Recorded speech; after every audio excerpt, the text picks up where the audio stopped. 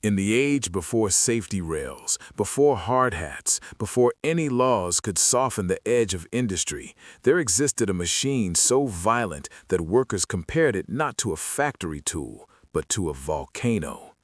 A single Bessemer converter could roar with a force that seemed alive, flames spitting from its mouth like molten rivers of fire, sparks hotter than hell itself raining down on anyone daring enough to stand near. Workers shuffled cautiously, their lungs burning with smoke, their skin blistering from flying slag. Some were burned blind, some were stripped of flesh by flying shards of molten metal. Some never made it home at all. And yet, the converter's roar promised a reward no empire could resist: steel.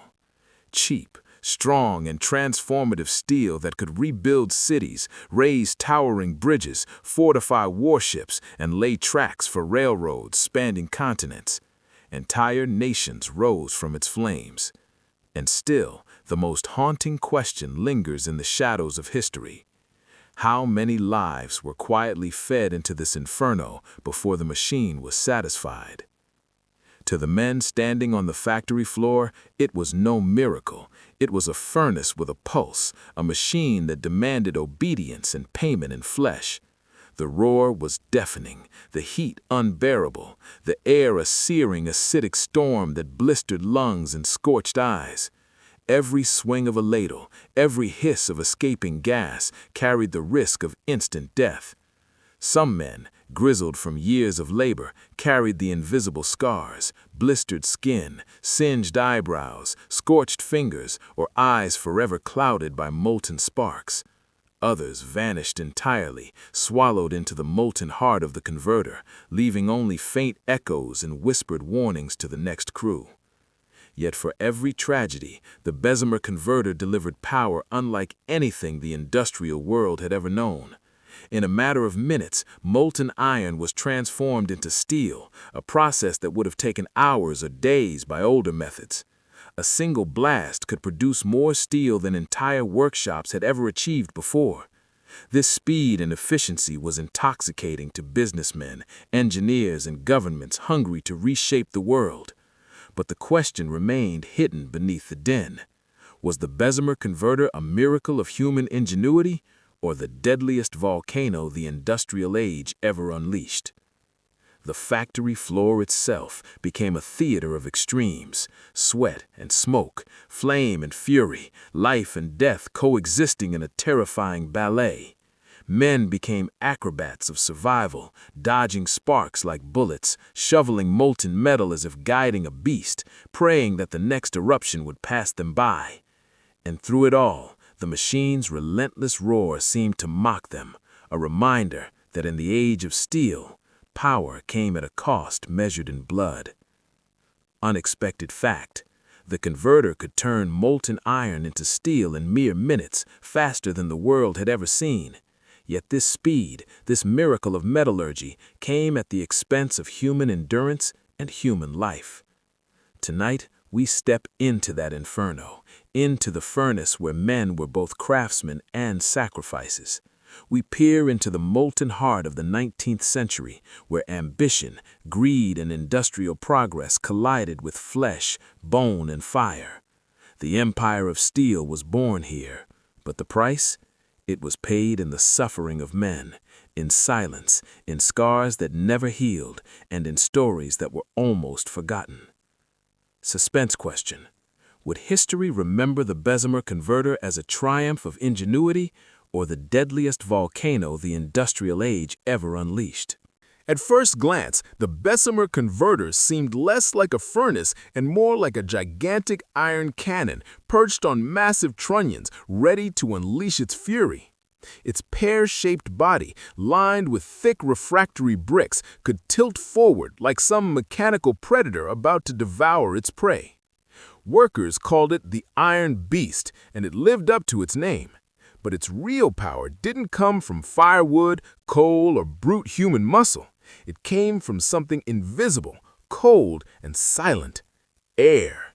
Yes, air. Not just any air, but compressed, merciless blasts of oxygen forced through molten pig iron. Invented by Henry Bessemer in the 1850s, this machine didn't just melt metal, it purified it from within. The carbon, the impurities, the stubborn slag, they all burned in a chemical storm inside the converter, turning raw iron into steel in 10 to 20 minutes. What had once taken hours of labor, constant stirring, and careful supervision now happened almost instantly. For industrialists, it was genius. For the men standing beside it, terror. When the blow began, the converter came alive. A scream erupted from its iron throat, hotter than anything the workers had ever experienced.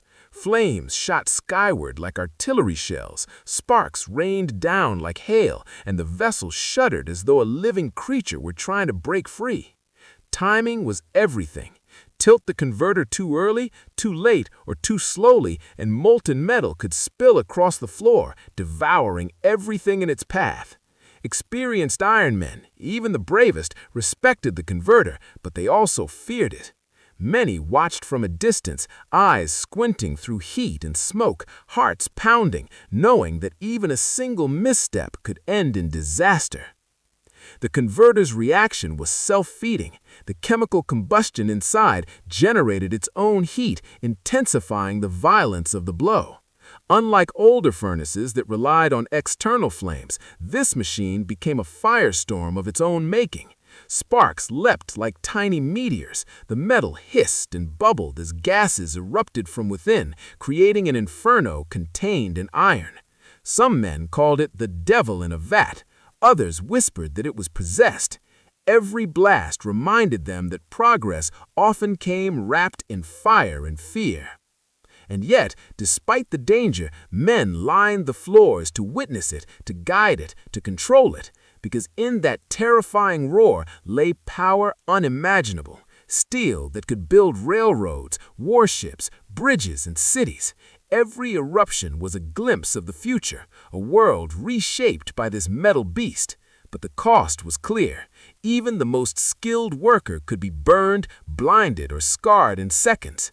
The converter demanded respect, obedience, and sacrifice. Unexpected fact, the Bessemer process didn't just melt the metal, it created its own heat through chemical combustion, making the reaction far more violent than anything men had faced in older furnaces. Suspense question.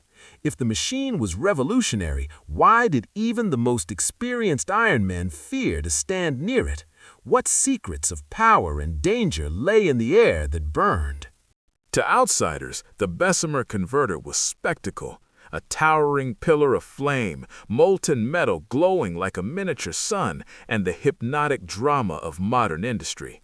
Visitors clapped, marveled, even cheered. But the men who worked beside it knew a different story. They understood a truth hidden beneath the roar and light. The converter's deadliest threat was not failure. Its deadliest threat was obedience. The machine was unpredictable even when it worked perfectly. Inside that iron vessel, chemical reactions raged in stages. Impurities burned off layer by layer, each stage altering the color, intensity, and fury of the flames. Skilled blowers were like storm navigators, reading subtle shifts in fire color, listening to the vibrations in the metal, and predicting the next explosion of heat. One misjudged second, too slow or too fast, and a batch of steel worth a fortune could be lost. Worse, molten metal could surge like a geyser, sending blasts of scalding liquid across the floor. Refractory bricks could crack without warning, spewing shards that could blind or burn a man in an instant. And if moisture found its way into the converter, the resulting steam explosions were enough to rip a man from his feet and leave chaos in their wake. Even the bravest men feared the invisible enemy, exhaustion. The converter demanded speed, precision, and unrelenting focus. Industrialists adored it for its efficiency, for the way it transformed pig iron into steel in minutes instead of hours. But that very speed turned human error into a death sentence. Blowers labored under blistering heat, sweat dripping into their eyes and onto the iron floor, muscles aching, hearts pounding. One lapse, one hesitation, and the firestorm of metal and flame could strike in seconds. Survival required not only skill, but nerves of steel. Some men developed almost supernatural instincts. They could judge the carbon burn-off by observing the flame's hue at the converter's mouth, deciding life or death moves with nothing but their eyes. Blue sparks meant one thing, yellow another, and a sudden crimson blaze warned of imminent danger. They worked in a delicate dance with the beast. Leaning too close could cost their lives. Standing too far could ruin the metal. Every breath, every movement, every glance was a gamble. And yet they persisted, because the converter promised wealth, progress, and prestige.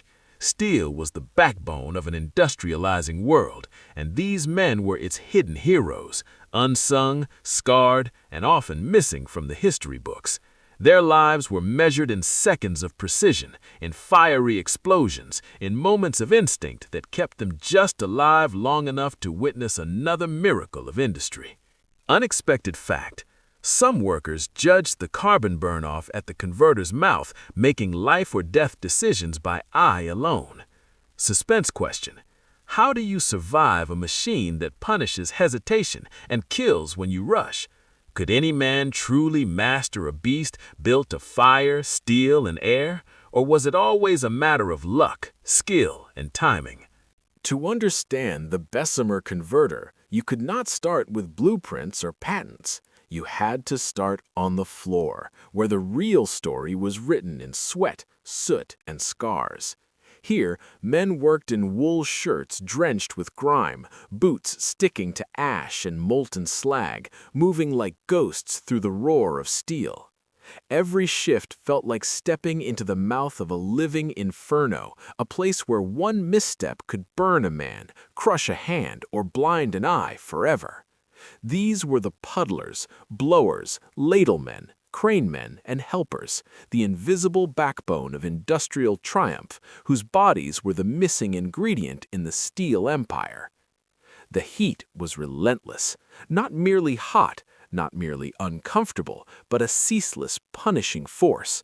Skin blistered under the forge's glare, eyes stung from sparks and metallic dust, and lungs filled with sulfur-choked air. Throats dried, hearts pounded, and the ground beneath their boots was slick with ash.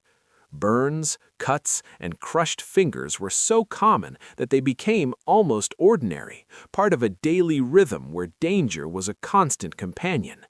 Men joked about near misses, laughed at small disasters, because letting fear linger was a luxury no one could afford. And yet, despite the terror, the men stayed. Why? Because the wages, brutal as the work, were often better than anything they could earn on farms or in unskilled mills. Immigrants, migrants, and the poor lined up to face the furnace, knowing it could maim them, and knowing that starvation would destroy their families faster than a lost limb. Survival was a gamble, and each day of labor was a bet against the steel, the fire, and the invisible cruelty of fatigue. Some men even found a strange prestige in proximity to danger. In many industrial steel towns, your status was measured by how close you worked to the converter's roar. The nearer the heat, the higher the risk, and the higher the pay. Touching the machine, feeling the blast of air and fire against your face was like a brutal badge of honor. You became part of the steel, a living, breathing ingredient in the transformation of iron into modern industry. Every day, the men learned to read the subtle cues of danger: an unusual hiss from the converter, a sudden flare in the molten metal, a shift in the rhythm of sparks flying. These signals meant life or death, yet they were treated with the casual precision of artisans who understood that speed and skill could preserve both their lives and the fortunes being forged around them. Unexpected fact: in many industrial steel towns, a worker's status was tied directly to how close he could stand to the Bessemer converter. The closer you were, the more dangerous the work, the higher your prestige, and the bigger your paycheck. Suspense question: When survival itself is a gamble, how much danger can a paycheck justify? Would you risk your body daily to feed your family, knowing that each day could be your last in the furnace's shadow? Before the Bessemer converter, steel was a luxury. It was slow, costly, and rare, an elite material reserved for tools, specialty parts, and the ambitious dreams of the wealthy. Bridges, railways, and weapons were made of iron, solid but imperfect. The modern world was waiting, yet the world's hunger for steel far outpaced supply. Empires were growing, cities were rising, and industry demanded more. More rails, more bridges, more ships, more weapons, more infrastructure. Iron had built the early industrial age, but steel would define the modern one. Henry Bessemer's invention arrived at precisely the right moment, a collision of ingenuity and necessity. By forcing air through molten iron, the converter purified metal in minutes rather than days, cutting costs and slashing time. What was once a precious commodity became a tool for mass civilization. Industrialists recognized the opportunity immediately. For men like Andrew Carnegie, cheap steel was not just a product, it was a weapon of national power, a currency of industrial dominance, and a lever for empire. Across Britain, America, and Europe, steelworks expanded like industrial behemoths, feeding the railroads, urban growth, and naval ambitions. Rail lines stretched across continents, linking cities, markets, and armies. Bridges rose from rivers, spanning distances that had once been impossible. Armies equipped themselves with ironclad ships and artillery, fortified by steel that had been mass-produced with unprecedented speed. Every batch of Bessemer steel carried the mark of progress, but also the hidden toll of those who had labored in heat, danger, and relentless pressure to keep the machines running. Yet the converter was more than a machine. It was an engine of empire. It transformed nations by transforming their ability to move, build, and defend. Economies surged as steel became available for construction, transportation, and war. Cities expanded skyward with steel skeletons that held glass and stone above bustling streets. Entire continents were stitched together by the rails laid in the fire of the Bessemer process.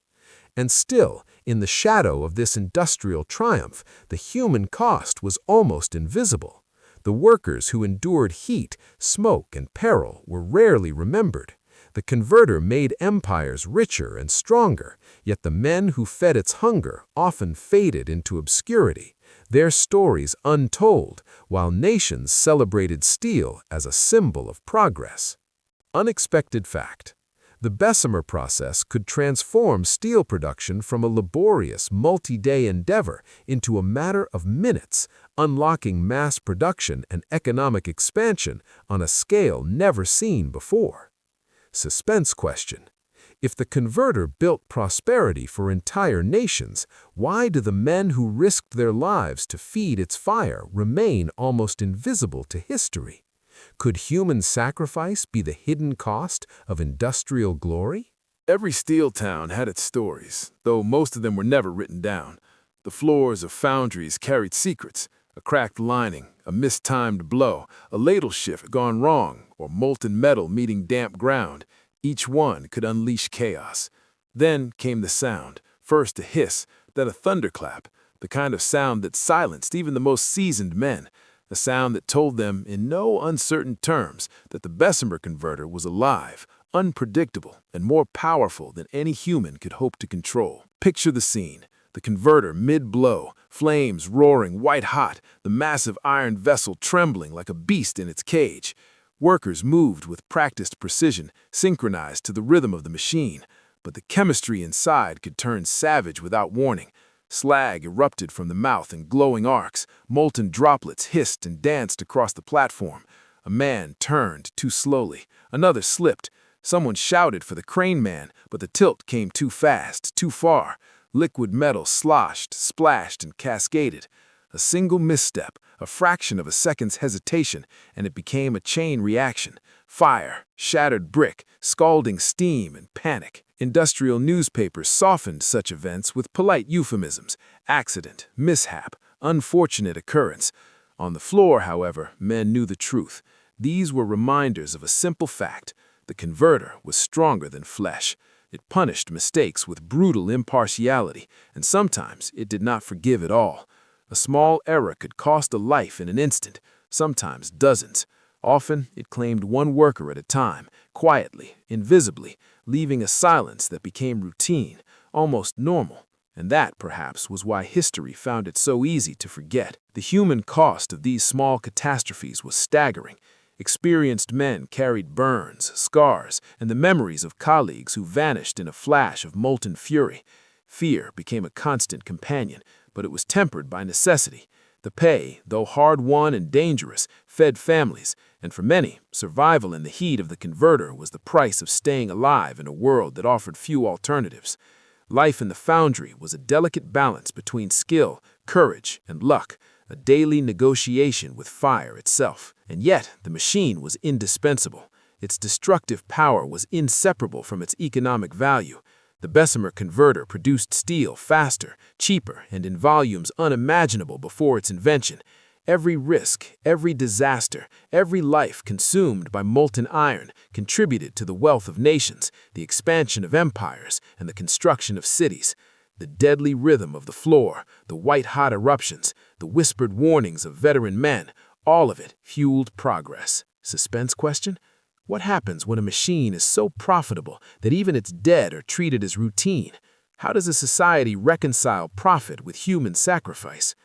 Unexpected fact: in heavy industry, smaller, ordinary accidents often disappeared from public memory precisely because they happened so often, leaving a grim undercurrent to every success story. Despite the burns, explosions, ruined lungs, and the quiet funerals that dotted steel towns, the Bessemer converter reshaped the world with almost terrifying efficiency. It was more than a machine. It was a force that transformed human ambition into tangible infrastructure at a scale no blacksmith, no medieval armorer, no early ironmaster could have imagined. Where once steel had been precious, rare, and painstakingly made, it now poured from converters in rivers of molten possibility, fueling the rise of the industrial age. Entire railroad networks spanned continents, their tracks forged in the violent heart of the converter. Cities reached for the sky because structural steel, once costly and fragile, was now affordable in volumes previously impossible. Bridges leaped across rivers that had divided trade for centuries. Factories multiplied, their machines humming to the rhythm of mass production. Navies hardened, modern warfare industrialized, and the ambitions of nations accelerated. The Bessemer converter did not just produce steel, it produced the skeleton of the modern world. In America, the converter's molten power helped transform Pittsburgh into an industrial colossus. Magnates like Andrew Carnegie harnessed its output to amass fortunes and become icons of the Gilded Age, their wealth rising alongside the smokestacks and steel mills. Across the Atlantic, Britain relied on Bessemer steel to strengthen imperial infrastructure, reinforcing railways, bridges, and naval fleets that stitched together the empire. Across Europe and beyond, the machine democratized steel, once a luxury, now a foundation of progress. But there was a brutal irony. The same machine that expanded nations' power and accessibility of steel also concentrated wealth in the hands of a few. Owners, financiers, and empire builders reaped fortunes that dwarfed the lives of the men who labored beside the converter.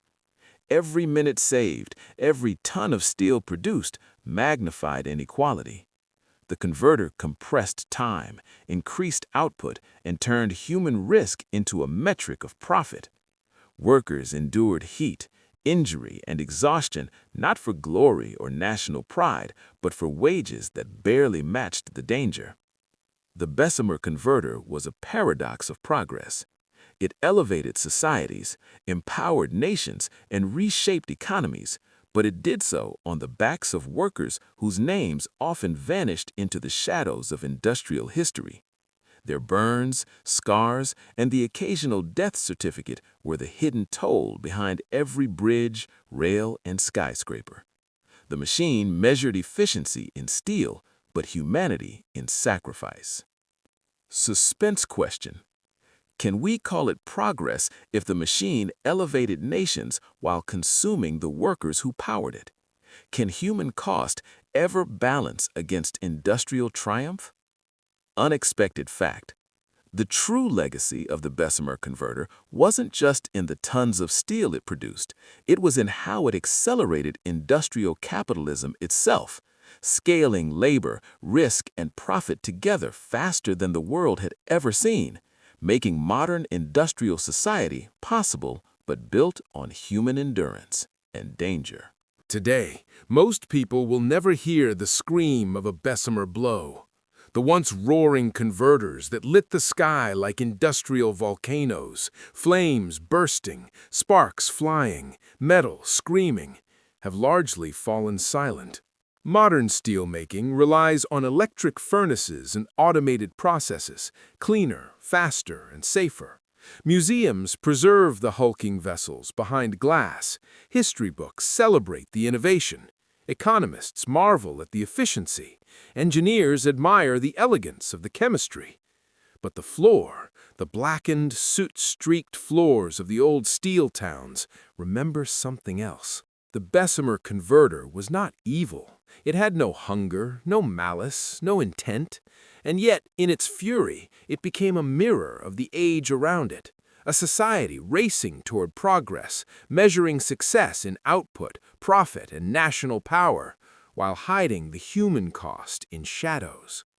The machine was a monster only because civilization demanded monstrous speed, monstrous precision, and a willingness to gamble human lives against the hunger for steel. It did not bend to mercy. It obeyed physics, chemistry, and the brutal efficiency of industrial ambition. Every ton of steel carried the invisible signature of the men who stood beside the converter, men who had learned to read the flames as if they were language, men who endured burns, deafening blasts, and clouds of choking dust, men who made life-or-death decisions in fractions of a second, relying on intuition, experience, and sheer courage. These were the invisible architects of progress, the silent backbone of the modern world. Their sweat, scars, and sacrifices were woven into the rails that stretched across continents, the bridges that spanned mighty rivers, and the towers that clawed toward the sky. And yet, in the grand narrative of history, these men are often forgotten. Their deaths are footnotes. Their near misses are anecdotes, softened or erased. Industrial newspapers called molten metal eruptions accidents or mishaps. But on the floor, these were reminders of human fragility in the face of unrelenting power. The converter demanded perfection, and even perfection came with a cost. The real legacy of the Bessemer era is not just the steel it produced. It is a lesson about human ambition, endurance, and the quiet courage that powers civilization. Steel did not build the modern world alone. Men built it alongside the machines. And in their stories, in their near misses and daily bravery, lies a truth every observer of progress should remember. Innovation, without acknowledgement of its human cost, is incomplete. So the next time you admire a towering skyscraper, a gleaming railroad line, or the industrial skeleton of a city, pause for a moment. Ask yourself, how many forgotten men were buried inside the metal? How many lives, scars, and silent heroics were forged alongside molten steel? The Bessemer converter may be silent now, but its echoes are in every structure, every track, every bridge, a reminder that the roar of progress has always had a human heart beating in the shadows. Suspense question. Can progress ever truly be measured if it hides the sacrifices of those who made it possible? Unexpected fact. The last working Bessemer converters are now mostly museum pieces, yet their steel still shapes modern cities and railways, carrying the invisible labor of generations into the present.